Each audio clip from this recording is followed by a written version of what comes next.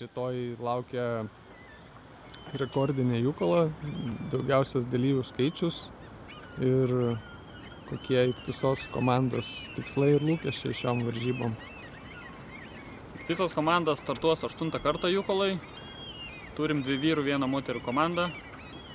Moteris džiugina podiumu dažnai. Tikimės, kad rytoj tikrai nepablogins savo praeitų metų pozicijas ir užims šiek tiek geresnę vietą galbūt negu praėjusiais metais, nors moterų komandoje turime šiokią tokią netekti, bėga tos pačios dalyvės, tiesiog Irina Nyberg prieš gerus 3 mėnesius susilaukė antro vaiko ir dar nėra geriausiai sportiniai formai, todėl etapai šiek tiek skirtingi, bet tikimės, kad viskas bus gerai.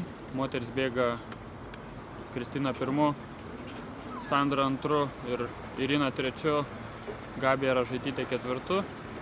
Sudėliojame etapus taip dėl to, kad moterų tam forma yra tokia ir tikimės geriausia. Top 15 tikslas minimum, jeigu bus aukščiau, bus gerai.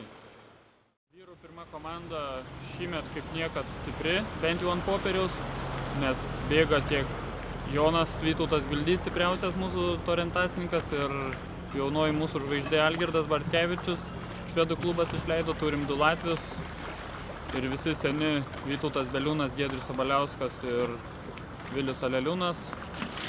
Komanda išties stipri, jiem tikslas yra pagerinti jų geriausią poziciją, 21 vietą, kur buvo prieš 3 metus, todėl tikimės geriausio. Etapus sudėliojam taip, kad Vytautas 1, Vilius 2, 3 Andris Jubelis, 4 Giedrius Sabaliauskas, 5 Artur Špaulin, 6 Algirdas ir paskutinį Jonas. Etapai taip sudėlioti, nes tikimės išsilaikyti tarp lyderių pradžiai ir gale turėti stiprų galą. Algirdas atvyks tiesiai iš Norvegijos, jis neturėjo galimybių čia bėgioti šitoj vietovėj, ten ruošiasi pasaulio jaunimo čempionatui, bet tikimės geriausių. Ir turim antrą komandą, kur yra mūsų įkvėpėjai su Andrėjum ir Vitalijum priešaky. Labai norėjau, kad ten būtų komanda sudaryta iš veteranų, bet kadangi turėjom pirmoji komandai stiprių žmonių, jie dabar atliko nuo pirmos komandos ir turim tikrai stipriausią irgi antrą komandą ir jų tikslas pagaliau patekti top 100 ir būti 100, nes jų geriausia vieta buvo 101. Šiemet šveicarai užregistravo komandą ir ar nebus tai jūsų varžovai? Iki šiol buvo stipriausia neskandinaviška komanda, ar kaip manai? Jau 10 mylių buvo užregistravę danai lygiai taip pat stiprią komandą surinkę Panarhus. Šveicarai šįmet surinko, šiandien buvo prie palapinės prie ir sakė, kad laikas aplenkti švedų suomius ir su ne švediška ar skandinaviška komanda.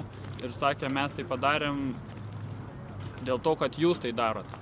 Jų komanda tikrai stipri ir mums tikrai su jais reiks pasivaržyti, nes ten bėga pasaulio čempionai Mülleris, Gertneris, švedas Holmbergas bėga, išties stipri komanda ir jie tikrai bus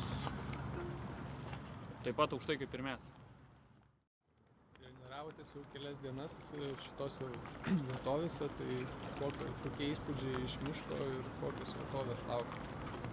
Čia atvykom tiesiai iš pasaulio taurės Norvegijoje, ten buvo minkštas gruntas, čia pirmą dieną tik atvykę, labai nudžiugom, nes yra labai kietas gruntas. Yra daug detalių bus ant kalnų viršų, bet gruntas yra kietas ir tai yra mums paranku, nes minkštam grunte, kai daug akmenų mes sunkiai bėgam, o kai yra kietas gruntas mes galim bėgti, nes tai yra ganėtinai panašios sąlygos kaip namie, aišku, vietovės visiškai kitokios.